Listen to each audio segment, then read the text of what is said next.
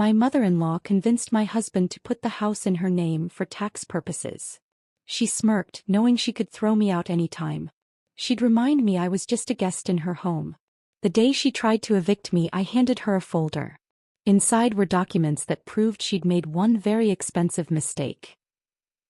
"Lindsay, darling, you've hung the hand towels wrong again." I froze in the doorway of what I'd foolishly believed was my bathroom, watching Diane refolding the cream-colored towels I'd just arranged 5 minutes earlier. Her manicured fingers worked with the precision of a surgeon, each fold crisp and deliberate, while she spoke without looking at me. "The decorative edge faces out, not in. I've shown you this 3 times now." 3 times. She was counting. Of course she was counting. When I married Adam 2 years ago, I thought I was building a life with the man I'd fallen desperately in love with. The gentle soul who brought me coffee in bed every Sunday morning and left little notes in my lunch bag. What I didn't realize was that I'd also inherited a mother-in-law with a God complex and 27 years of practice wielding it like a weapon. "Sorry, Diane. I'll remember next time." The words tasted like sawdust in my mouth, but I'd learned that resistance only made things worse. She turned then, her pale blue eyes scanning my face for signs of defiance. Finding none, she smiled, that practiced smile that never quite reached her eyes. "Of course you will, sweetheart. We all have so much to learn when we're young." I was 31. He said it like I was 12. Diane Matthews ran her household like a monarch who'd never been questioned, never been challenged, never been told no, by anyone who mattered. Everything had to be her way. From the specific Christmas china we used for holiday dinners to the exact route Adam took to work each morning to avoid unnecessary traffic.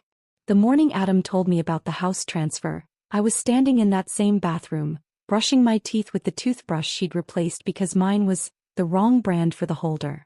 Through the mirror, I could see him in the bedroom, fidgeting with his tie, the blue one she'd bought him because it brings out your eyes better than that dreadful brown one. "Lindsay." His voice carried that particular tone I'd learned to dread, the one that meant he was about to deliver news that would change everything while pretending it changed nothing. I rinsed and turned, paste still foaming at the corner of my mouth. "What's wrong?" "Nothing's wrong." He wouldn't meet my eyes. "Mom's accountant thinks it would be better for tax purposes if we put the house in her name. Just temporarily. It'll save us thousands." The toothbrush slipped from my fingers, clattering against the marble sink. "Put our house in your mother's name? It's just paperwork, Lindsay. A legal technicality." He was using his reasonable voice, the one he employed when he was trying to convince himself as much as me. "She's trying to help us." Help us. Right. I wanted to scream. I wanted to grab him by those perfectly pressed lapels and shake him until he saw what was happening. What had been happening since the day we moved in with his mother temporarily, while we looked for our own place. That was 18 months ago. Dad, I smiled. Nodded. Watched my husband choose his mother over his wife. "If you think it's best," I heard myself say. The relief that flooded his face was almost comical. Almost. Diane never raised her voice, she didn't need to. She had perfected the art of the surgical comment, the kind that sliced clean through your confidence and left you wondering if you were bleeding or just imagining the pain. "Some women marry up," she'd say, usually while arranging flowers or folding laundry, her tone as casual as if she were commenting on the weather. "Others just hang on." Or my personal favorite, delivered with a theatrical sigh, "Adam's always been so generous with strays." Strays. Like I was some mangy cat he'd found in an alley instead of the woman he'd proposed to on bended knee in front of his entire family. The warning signs had been there from the beginning. I'd just been too love-drunk to read them properly. Our wedding gifts, for instance. Beautiful, thoughtful presents from friends and family that somehow kept migrating around the house like they were searching for their purpose. The crystal vase from my college roommate appeared first on the dining room table, then the hallway console, before finally settling on a bookshelf in the guest room. When I asked about it, Diane tilted her head with that practiced look of confusion. "Oh, sweetheart, it looks so much better there, don't you think? The light catches it beautifully." My grandmother's china, the set I'd treasured since I was 16, found itself relegated to the back of the highest cabinet, replaced by Diane's everyday dishes that cost more than my car payment. "We don't want to risk breaking something so precious," she'd said, patting my hand like I was a child who needed protection from sharp corners. Then there was the phone incident. I'd left my cell on the kitchen counter while I ran upstairs to grab a sweater. When I came back down, Diane was just hanging up, her expression serene.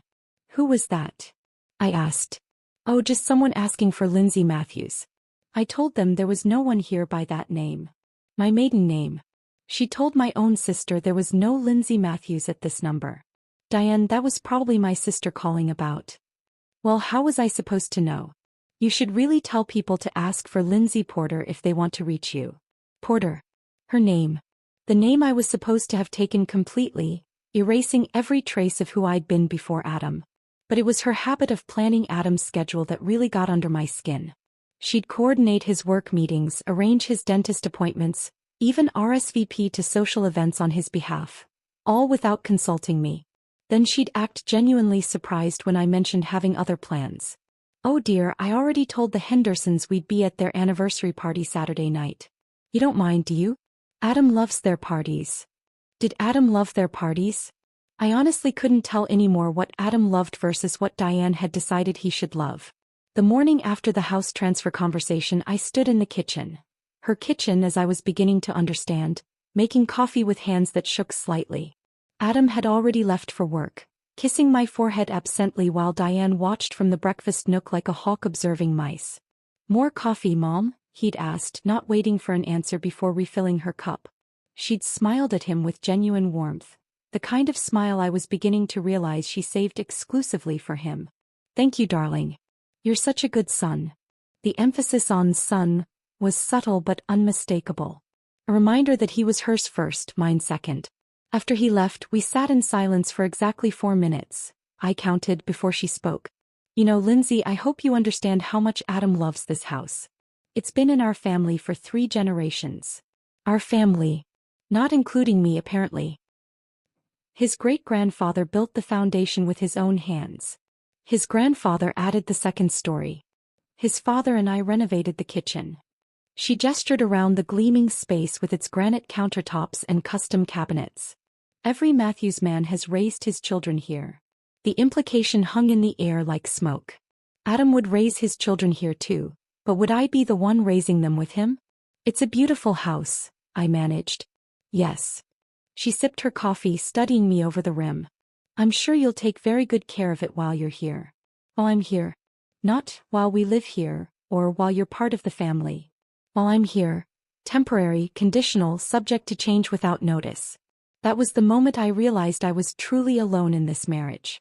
Standing in what I'd thought was our kitchen. Her kitchen. While they discussed my future without consulting me, planned my life without including me, made decisions about my home without remembering that I lived there too. I excused myself and went upstairs to the bedroom Adam and I shared, closing the door carefully behind me. In the mirror above the dresser, I looked at the woman staring back, pale, tired, smaller somehow than she used to be. When had I become someone who smiled and nodded instead of speaking up? When had I started asking permission to exist in my own life? I didn't have answers yet. But looking at that woman in the mirror, I made a silent promise. I would find them. I just had no idea how much that promise would end up costing all of us. The answer to my silent promise came from the most unexpected source, and at the most unexpected time. It was 3 weeks after that bathroom confrontation, on a Thursday afternoon when the September sun painted everything golden. I was in Richard's garden, deadheading the roses he'd tended with religious devotion for the past 15 years. He'd been having what Diane called one of his good days, which meant he wasn't clutching his chest every time he stood up from his favorite armchair. I didn't expect him to join me outside. Richard Matthews was a man of quiet routines, and those routines had become even more rigid since his second heart attack 6 months earlier. Morning coffee at 7 sharp, afternoon medications at 2, evening news at 6. But there he was, walking slowly down the stone path, carrying 2 glasses of iced tea like he'd planned this moment. "Thought you might be thirsty," he said, settling onto the wrought iron bench with the careful movements of someone whose body had started betraying him. "Thank you." I accepted the glass, noting how his hands shook slightly, not from age but from the cocktail of medications that kept his damaged heart beating. "The roses are beautiful this year. That's all you." He smiled, and for a moment I saw where Adam had gotten his gentle eyes. "I haven't been much help lately." We sat in comfortable silence, watching bees work their way through the late-blooming flowers. This was how Richard and I had always communicated best. Without pressure, without performance, just two people who understood that sometimes the quiet said more than words. Lindsay. His voice was different suddenly, more serious. I need to tell you something. I turned to face him fully, struck by the intensity in his expression. He was studying my face like he was memorizing it, cataloging every detail. You're your father's daughter, he said finally. And that's the highest compliment I can give. My breath caught. Richard rarely mentioned my father, though I'd known they'd been friends. What I hadn't understood was the depth of that connection, how it had shaped the man sitting beside me and apparently how he saw me. Your dad and I served together in Vietnam. Did you know that? I shook my head stunned. My father had never talked much about his military service, and I'd never thought to ask Richard about it. We were 19, scared out of our minds, convinced we were going to die in some jungle on the other side of the world. Richard's voice grew distant, traveling back decades. But we had each other's backs. Boys. When I got hit by shrapnel, he touched his left shoulder absently. Your father carried me 2 miles to the medics. Saved my life. The ice cubes in my tea clinked as my hands trembled slightly. Dad never told me. He wouldn't have. That's who he was. Richard turned the glass in his hands, condensation dripping onto his khaki pants. When we came home, we started that construction business together. Matthews and Harrison, remember the sign? I did remember vaguely. A faded wooden sign in my father's garage that I'd seen as a child but never really noticed. We were going to build half the town together. Got married within 6 months of each other. I married Diane, he married your mother. We were going to be business partners, neighbors, watch our kids grow up together. What happened? Richard's expression darkened. Diane happened. She didn't like sharing me with anyone, including my best friend and business partner. Started making comments about your father's work ethic, his ideas, his family. Small things at first, then bigger ones. I felt something cold settle in my stomach. This pattern was achingly familiar. She convinced me that he was taking advantage of our friendship, that I was doing all the work while he got equal credit. I was young and stupid and... He paused, shame flickering across his features. I was already learning it was easier to agree with Diane than to fight her. The construction business dissolved. My father started his own company, Richard kept the original name. They stopped speaking, stopped seeing each other, stopped being the brothers they'd been in that jungle. 32 years, Richard whispered. 32 years I let her convince me that my best friend was my enemy. I reached over and covered his weathered hand with mine. Dad never seemed bitter about it. No, he wouldn't have been. That wasn't his way. Richard smiled sadly. When he was dying, cancer wasn't it? He called me.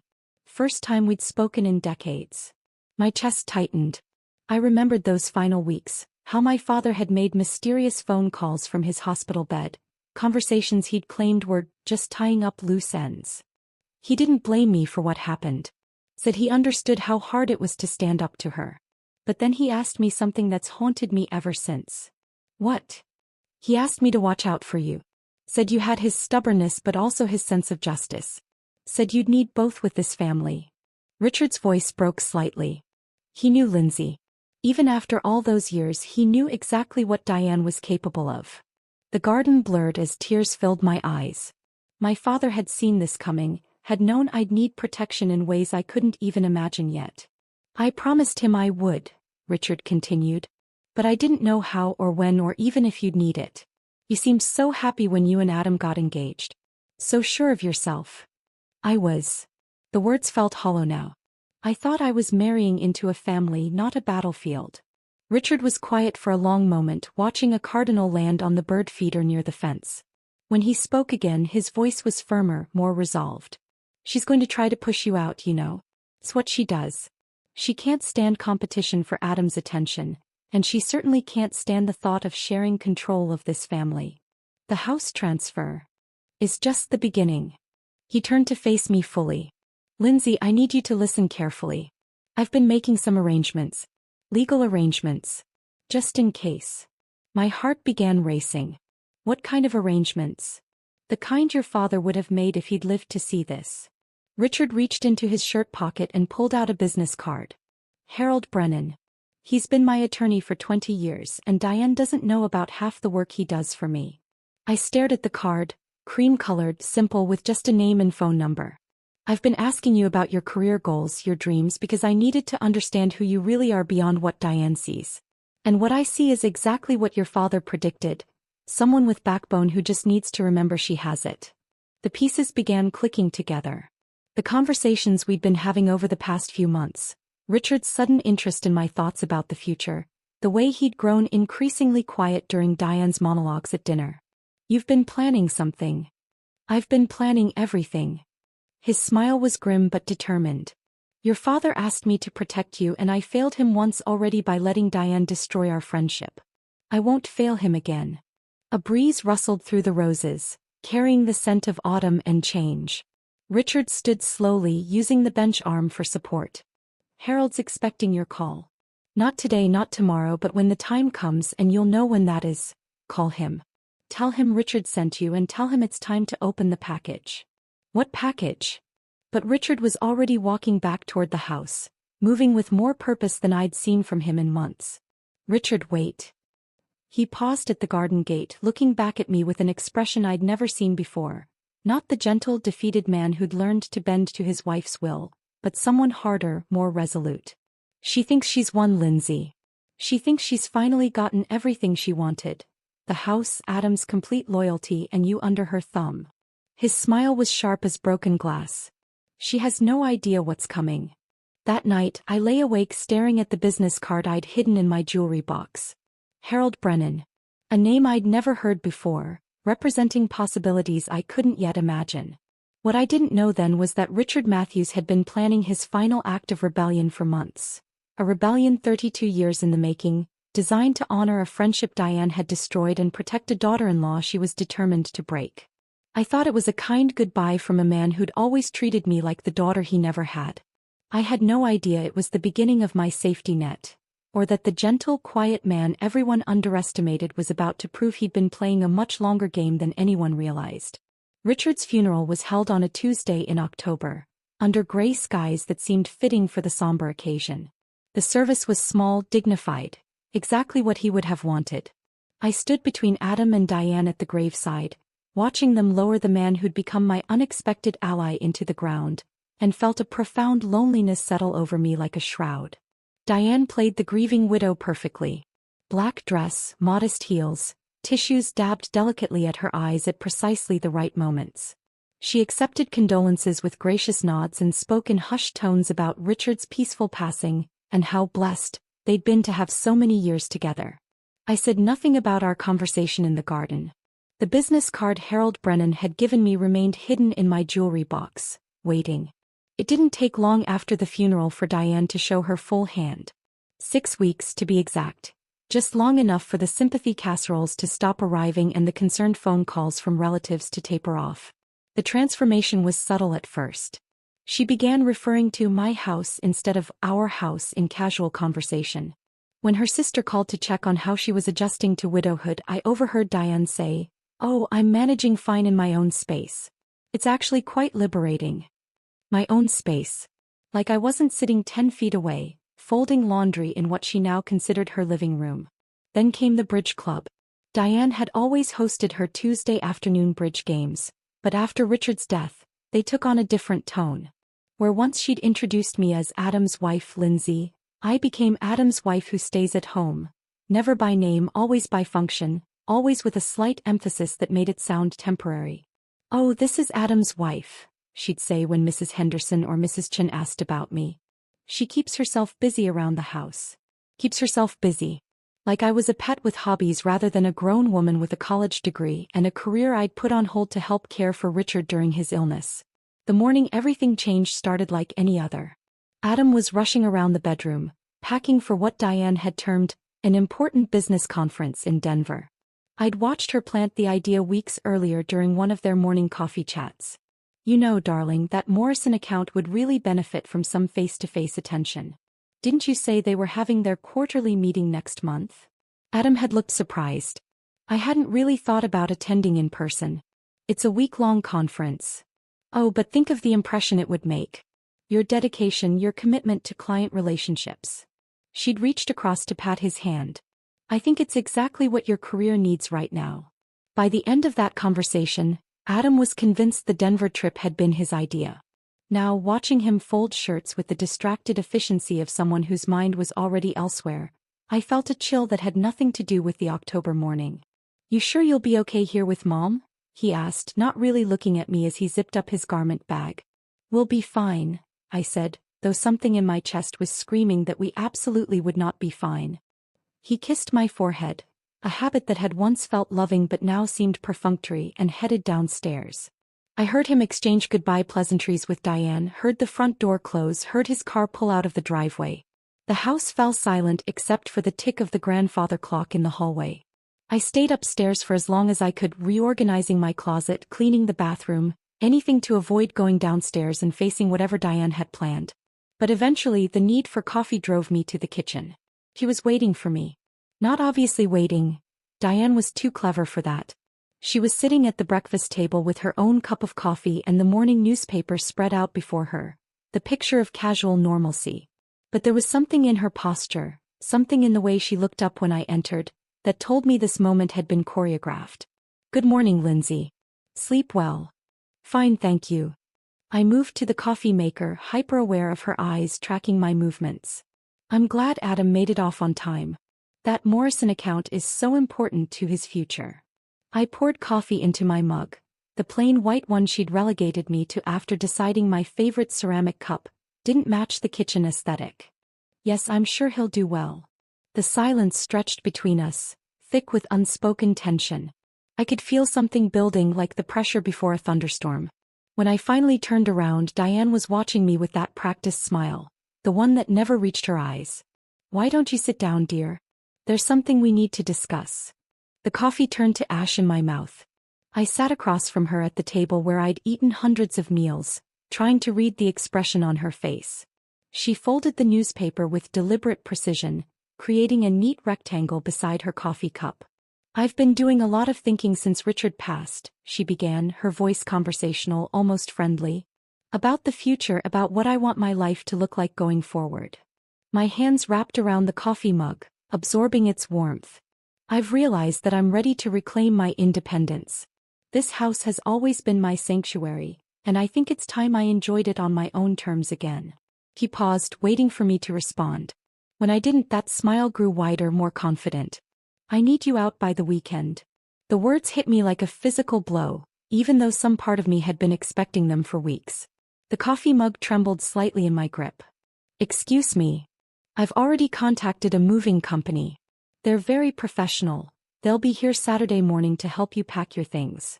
She delivered this information like she was discussing the weather, casual and matter-of-fact. I thought that would be easier for everyone involved. My mind reeled. Diane, you can't just. Of course I can, sweetheart. The endearment dripped with false sweetness. It's my house now, remember? Richard left it to me, and with the transfer Adam signed, I have complete control over who lives here. She leaned back in her chair, and there it was, that smug grin I'd learned to dread. The expression she wore when she was about to deliver what she considered a killing blow. I'm sure you understand. A widow needs her privacy, her space to grieve properly. Having you here, well. She gestured vaguely as if my presence was somehow offensive. It's just not appropriate anymore. Where exactly do you expect me to go? I'm sure a resourceful girl like you will figure something out. Perhaps your sister in Colorado? Or maybe it's time to reconnect with your mother's family back east. The calculated cruelty of it took my breath away. She'd thought this through, planned every detail. The timing, when Adam was 3 states away and unreachable during his conference sessions. The movers, already booked before she'd even told me. The suggestions about where I might go. Anywhere but here, anywhere that would make it difficult for Adam to find me when he returned. I should call Adam, I said, reaching for my phone. Oh, I wouldn't want to interrupt his important meetings, Diane said smoothly. You know how focused he gets during these conferences. Besides, this is really between you and me, isn't it? Between you and me. Like I was a problem to be solved rather than Adam's wife. I'm sure when you explain it to him, he'll understand completely. After all, you wouldn't want to force yourself on a grieving widow, would you? Her voice carried just the right note of wounded dignity. That would be rather selfish. I stared at her across the table, this woman who'd orchestrated my isolation with the precision of a chess master. Every move had been calculated, from convincing Adam to put the house in her name to arranging his convenient absence, from establishing legal control to positioning herself as the sympathetic victim. But as I sat there absorbing the full scope of her manipulation, something unexpected happened. Instead of the crushing defeat she was clearly expecting, I felt something else entirely. Clarity. Cold, sharp, crystalline clarity. My hands stopped shaking. My voice steadied. 27 years of her training had taught me not to give her the satisfaction of a visible reaction, but this was different. This wasn't surrender. This was the moment Richard had been preparing me for. If that's what you want, I heard myself say, surprising us both with how calm I sounded. Diane blinked, clearly taken aback by my composure. She'd been expecting tears, pleas, maybe even anger she could use against me later. Instead, I was giving her nothing. "I'm glad you're being reasonable about this," she said, though something in her expression suggested she found my reasonableness more unsettling than satisfying. "Can I ask for one thing?" "Of course, dear. I'd like to gather my personal belongings peacefully. No interference, no commentary. Just let me pack what's mine." She nodded, perhaps relieved that I wasn't going to make a scene. "Naturally. I'm not unreasonable, Lindsay. I just think this arrangement will be better for everyone." I stood up from the table, leaving my coffee unfinished. "I'll start this afternoon." As I walked toward the stairs, I heard her say almost to herself, "I'm finally getting my house back." My house. Not our house, not the family home, her house.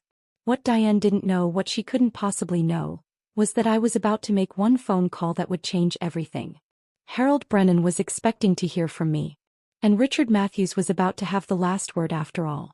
I walked upstairs with measured steps, my hand trailing along the mahogany banister Richard had restored himself 20 years ago.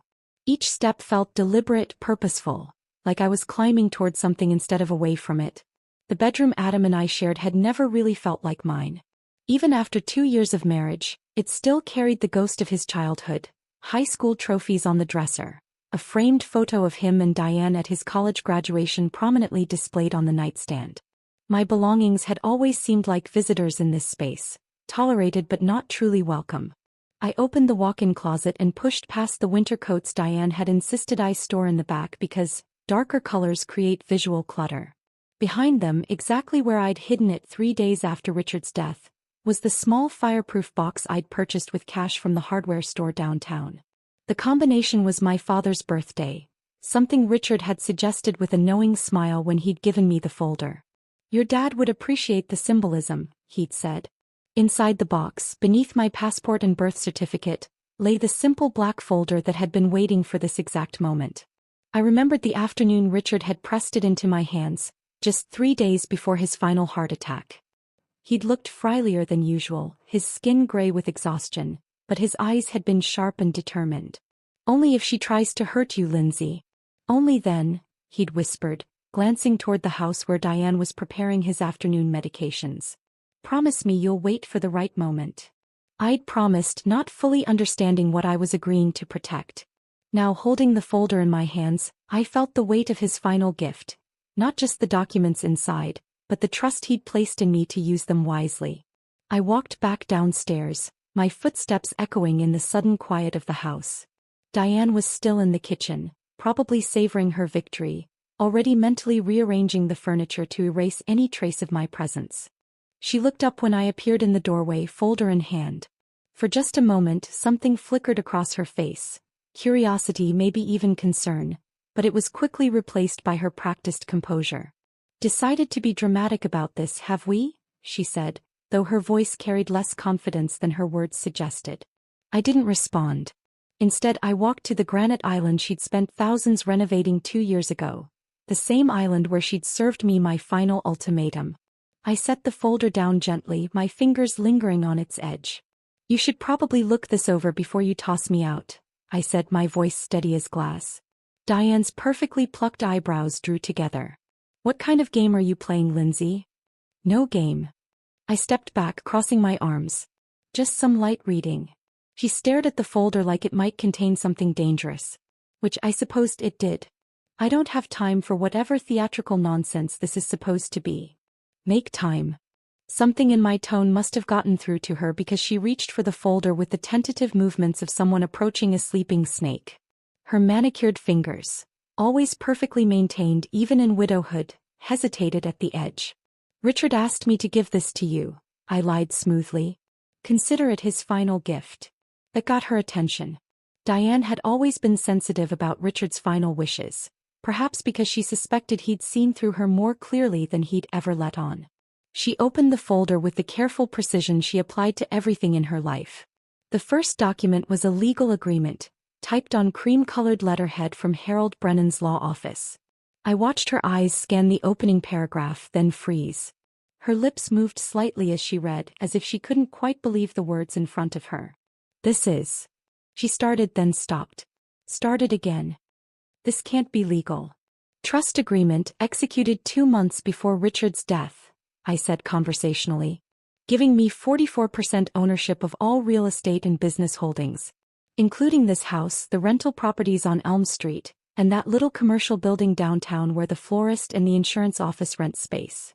Her hands were shaking now just slightly. She flipped to the next page, searching for some loophole, some technicality that would make this go away. Instead, she found Richard's letter. I couldn't see the words from where I stood, but I knew them by heart. Richard had read them to me that final afternoon, his voice growing stronger with each sentence. Diane has forgotten that family means all of us, not just the ones who share her blood. Lindsay has shown more grace and kindness in 2 years than some people manage in a lifetime. If you're reading this, it means she needs protection and I failed to provide it while I was alive. This is my attempt to right that wrong. Diane's face went through a fascinating transformation as she read. Confusion first, her head tilting slightly to the side like she was trying to solve a puzzle. Then disbelief, her eyes widening as the implications sank in. Then something darker, more dangerous. He couldn't have done this without my knowledge, she said, but her voice lacked conviction. Apparently he could. Apparently he did. She flipped to the third document, the email thread where she'd pressured Adam into the house transfer. I'd wondered how Richard had gotten access to those communications until I remembered that he'd helped Adam set up his email account years ago and probably still had the password. Her face flushed as she read her own words back to herself. I need insurance against her in case things don't work out. The house is the perfect leverage. This is private correspondence, she said weakly. Private correspondence that proves you coerced Adam into signing over the house specifically to use against me. I stepped closer to the island, close enough to see the slight tremor in her hands. That's called fraud, Diane. Or at the very least, undue influence. She was flipping through pages now with increasing desperation, looking for something, anything that would restore her advantage.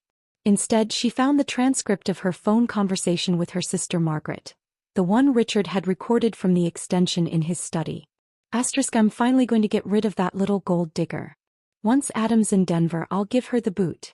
She can crawl back to whatever trailer park she came from. The color drained from Diane's face as she read her own words. She looked up at me with something approaching fear. How did you get this?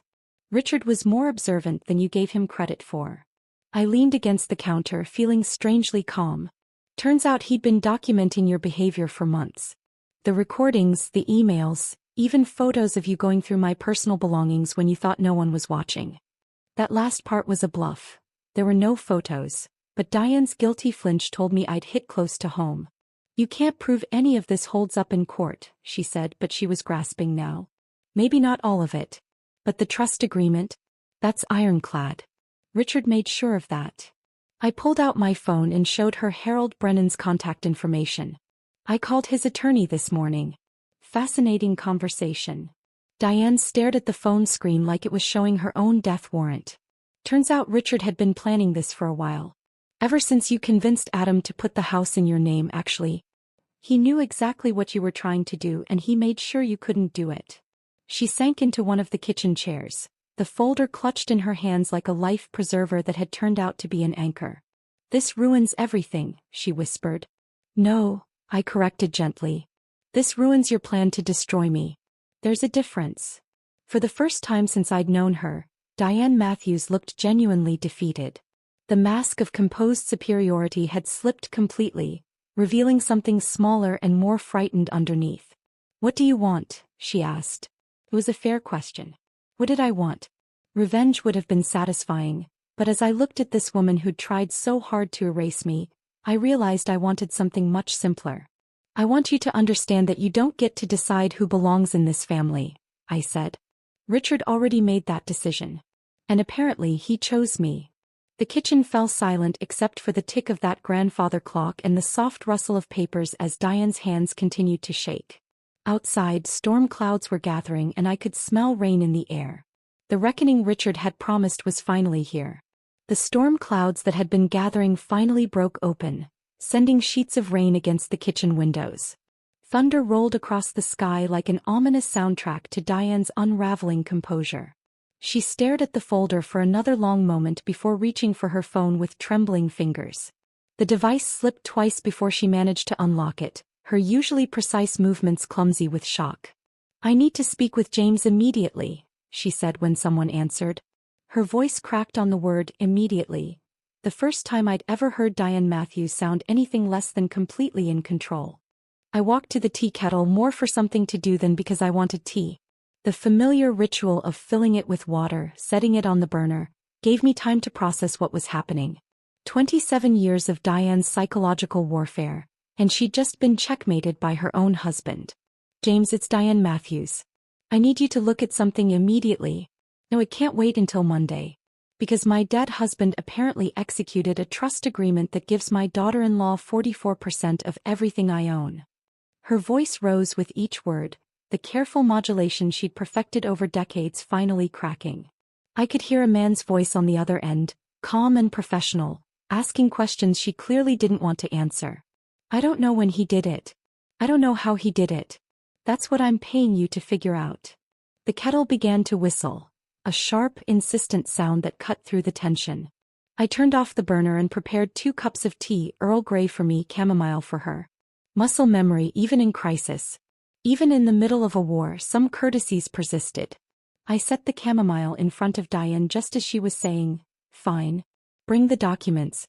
Bring everything. I'll be here." She ended the call and stared at her phone like it had personally betrayed her. "Your attorney's coming over?" I asked, settling into the chair across from her. "James Whitfield. He's been handling our legal affairs for 15 years.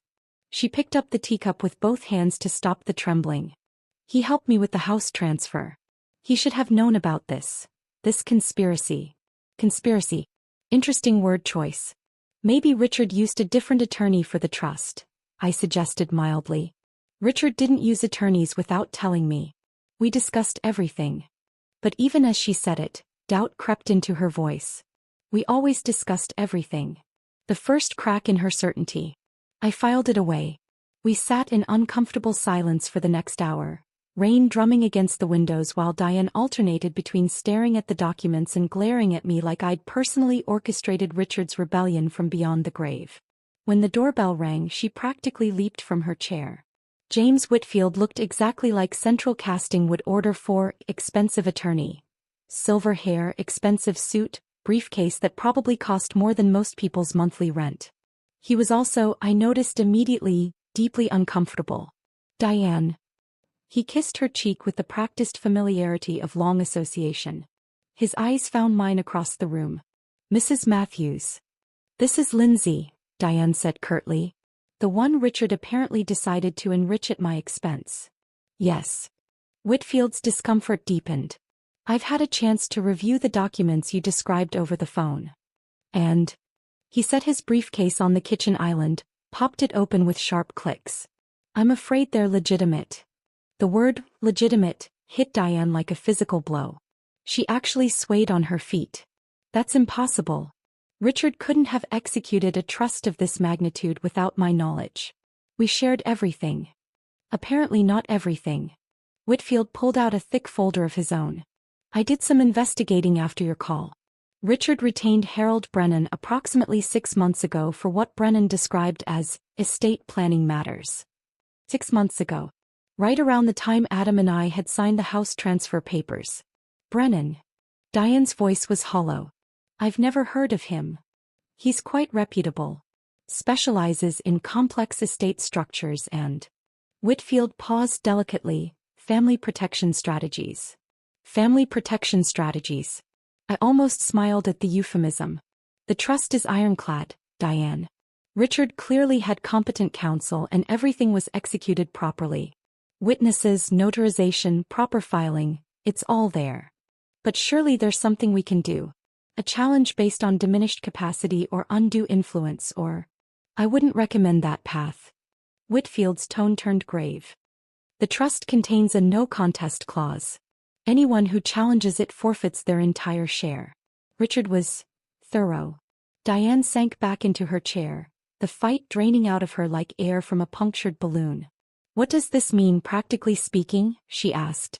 Whitfield consulted his notes.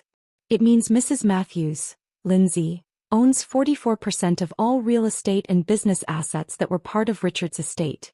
The house, the rental properties on Elm Street, the commercial building downtown. And if I want her out of my house? It's not just your house anymore. He glanced apologetically at me. She has rights as a co-owner. If you can't reach an agreement. Partition sale, I said quietly. Both of them looked at me. I could file for a partition sale. Force the sale of the properties and split the proceeds according to ownership percentages. Whitfield nodded slowly. That would be within your rights. Diane's face went ashen. You'd force me to sell my home? I'd prefer not to. But if you insist on trying to evict me... I shrugged. I have options now. The irony was perfect. By putting the house in her name to gain control over me, Diane had created the very mechanism Richard needed to protect me. The transfer that was supposed to make me powerless had become the foundation of my power. How much would it cost to buy her out? Diane asked. Whitfield consulted his phone, probably checking recent property values. Given current market rates, probably close to $800,000. Cash. $800,000. I watched Diane's face as the number sank in. I don't have that kind of liquidity, she whispered. You could mortgage the properties, Whitfield suggested. Or liquidate some of your other investments. The tax consequences alone would be ruinous. Diane's financial acumen was finally working against her. And the properties have appreciated so much since Richard bought them. The capital gains would eat me alive. She was trapped. Richard had constructed an elegant financial prison, using her own greed as the bars. The tax advantages she'd been so eager to exploit had become tax burdens she couldn't escape. Her insistence on controlling everything had made her vulnerable to losing everything. There is one other option, Whitfield said carefully. What? Negotiate. Mrs. Matthews owns 44%, but she doesn't have to exercise her rights immediately. Perhaps some kind of accommodation could be reached. Diane looked at me across the table, and for the first time since I'd known her, I saw something approaching respect in her eyes. Or maybe it was just fear. What do you want? She asked. It was the same question she'd asked an hour ago, but the context had completely changed. Then she'd been trying to minimize damage. Now she was negotiating from a position of weakness. I want to stay in my home, I said simply. I want to be treated like a member of this family instead of an unwelcome guest. And I want you to stop trying to manipulate my husband against me. And if I agree to those terms? Then I won't file for partition sale. We can work out some kind of arrangement that lets you keep living here too. The rain had stopped while we were talking. Afternoon sunlight was starting to break through the clouds, casting everything in a golden glow that seemed almost prophetic. Diane stared out the window for a long moment, watching water drip from the eaves of the house her great-grandfather had built. Richard knew exactly what he was doing, didn't he? She said finally. Yes, I said. I think he did. She turned back to me and I saw a woman who just realized she'd been playing chess while everyone else was playing a completely different game. He was always smarter than I gave him credit for, she admitted quietly. For the first time in our relationship, Diane Matthews had just told me the truth about something that mattered. It felt like the beginning of a very different kind of conversation. That beginning of a different conversation never quite materialized the way I'd hoped. Over the following weeks, Diane and I existed in a strange kind of détente. She stopped making snide comments about my presence in her house, but she also stopped making any comments to me at all. We moved around each other like polite strangers sharing a hotel lobby, cordial but distant, each acutely aware of the shifted power dynamic but unsure how to navigate it. James Whitfield drew up a temporary agreement that allowed us both to remain in the house while we figured out a more permanent arrangement. I kept to the upstairs, she claimed the main floor as her domain. We shared the kitchen in shifts, she took mornings, I took evenings. It was civilized and completely unsustainable. Adam returned from Denver 3 days after our confrontation, rolling his suitcase through the front door with the easy confidence of a man who expected his world to be exactly as he'd left it. I was in the living room when he walked in, reading a book I couldn't have described if someone had asked me, and I watched his face as he took in the subtle changes. Diane wasn't waiting to greet him at the door. The house felt different somehow, quieter, more cautious. And I was sitting in the chair that had always been unspoken claimed as hers. "How was the trip?" I asked, closing the book on my finger. "Good. Productive." He set down his suitcase and looked around the room like he was seeing it for the first time. "Where's Mom?" "In her study." He waited for me to elaborate. When I didn't, he sat on the edge of the couch, suddenly looking uncertain. "Is everything okay? You seem different." "Different? I supposed I was." "We need to talk," I said. I told him everything. Not the version I might have told a week earlier, careful and diplomatic, cushioned with concern for his feelings, but the truth. All of it. The years of manipulation, the calculated cruelty, the house transfer that had been designed to control me, and finally Richard's extraordinary posthumous protection. Adam listened in silence, his face cycling through disbelief, denial, and finally a kind of sick recognition. He'd known on some level. He'd always known. "I can't believe she actually tried to evict you," he said when I finished. "Can't you?" He was quiet for a long moment, staring at his hands. "I always told myself she was just particular, set in her ways. I thought if I could just keep the peace between you two." "You were trying to keep her happy at my expense." "Yes." The admission came out barely above a whisper. "I was." We talked for hours that night, the kind of conversation we should have had years earlier. Adam cried, actually cried, when I showed him the recorded transcript of his mother calling me a gold digger. He'd never heard her speak about me that way, never seen the woman she became when he wasn't watching. But knowing the truth and knowing how to live with it were different things entirely. The next few weeks were awkward and strained. Adam tried to play peacemaker, suggesting family dinners and movie nights like we could somehow pretend our way back to normal. Diane participated with the enthusiasm of someone attending a funeral. I went along with it because I didn't know what else to do. It was during one of these painful attempts at family harmony that I found the photo. I was looking for a spare phone charger in Richard's old study, a room Diane had avoided since his death, when I pulled open the bottom drawer of his mahogany desk. Inside were the usual detritus of a man's life.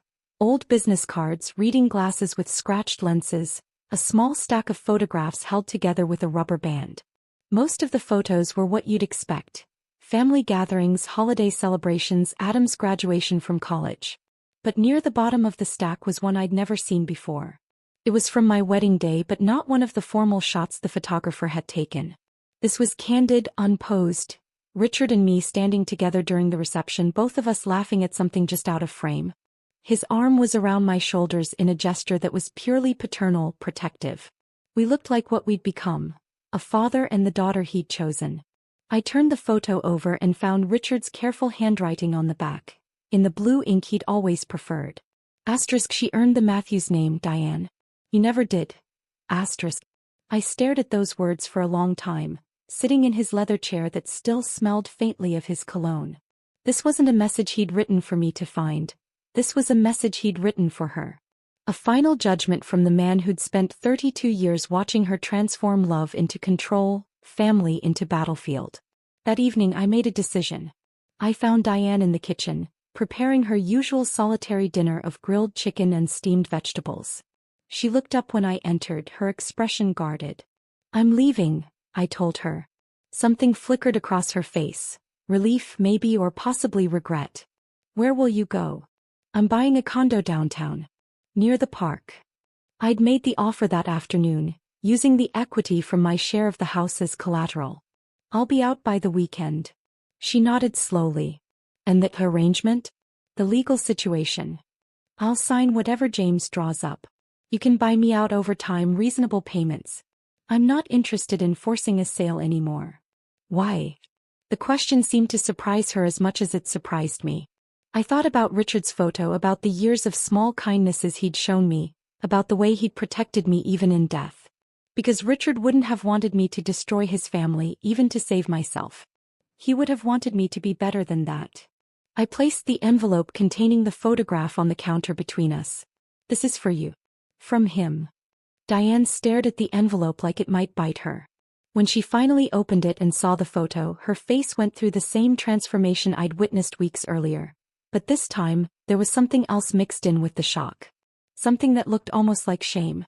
She read the words on the back, and I watched 27 years of carefully constructed self-image crumble in an instant.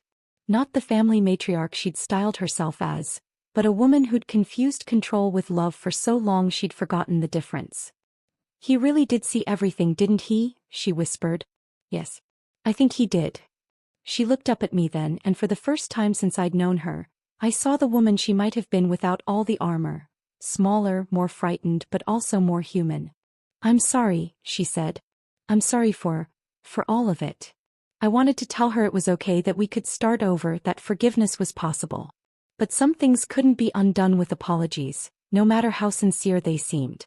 I know, I said instead. But some bridges can't be rebuilt, Diane. Some trust can't be repaired. I left her sitting in that kitchen, holding the photograph that contained her late husband's final verdict on their marriage. It felt like the most honest conversation we'd ever had. 3 days later, I packed my belongings. Really packed them this time, not the hasty evacuation she'd once demanded. Adam helped me load boxes into a rented truck, both of us crying a little as we worked. I keep thinking if I'd just stood up to her earlier. He said as we carried my grandmother's china to the truck. We all have things we wish we'd done differently. But as I drove away from the house that had never quite felt like home, I realized I didn't have as many regrets as I'd expected. Richard had taught me something valuable in those final months. That sometimes the strongest thing you can do is wait for the right moment, that patience could be its own form of power. The condo I'd bought was small but bright, with windows that faced east toward the sunrise. I hung Richard's garden photo, the one of us with the roses, in the living room where I could see it every morning. Kept his name too. Matthews suited me better than I'd ever imagined.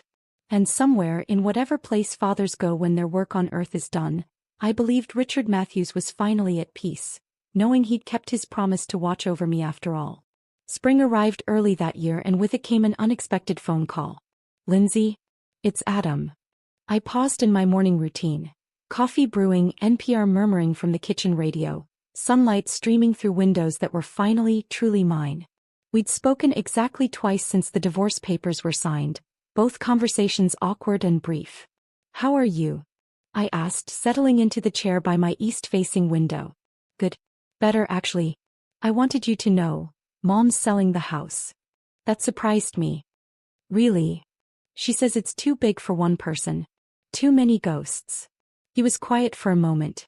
She found a nice apartment in that senior community near the lake. Downsizing, she calls it. Downsizing. More like right-sizing finally. She asked me to give you something before the house sells. Dad's garden tools.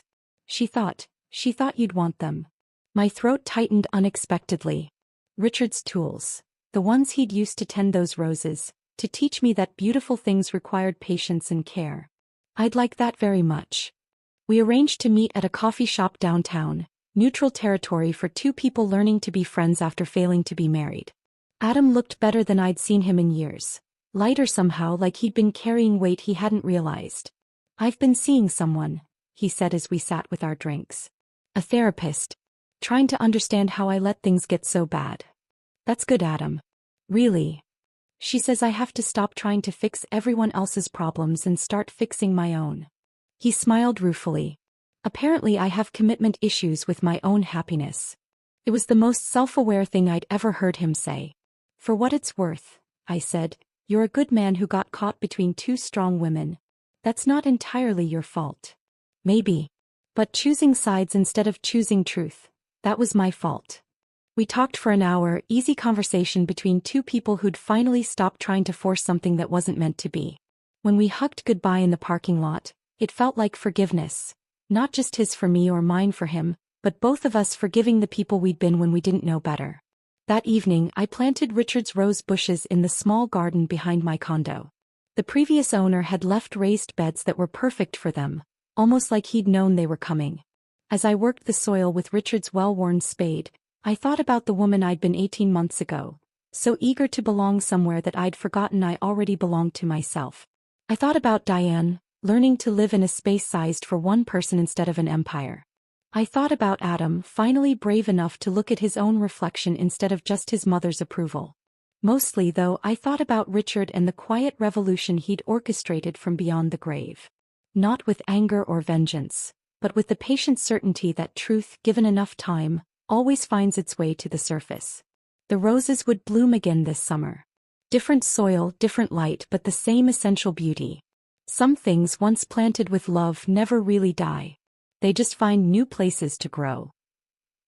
If this story of quiet justice had you on the edge of your seat, press that like button right now. My favorite part was when Lindsay calmly handed Diane that black folder and watched her entire world crumble in real time. What was your favorite moment? Was it Richard's secret garden conversation? The moment Diane tried to evict Lindsay? Or maybe when that attorney confirmed Lindsay owned 44% of everything? Drop your favorite scene in the comments below. Don't miss more incredible stories of karma and justice like this. Subscribe and hit that notification bell so you never miss an upload when someone gets exactly what they deserve.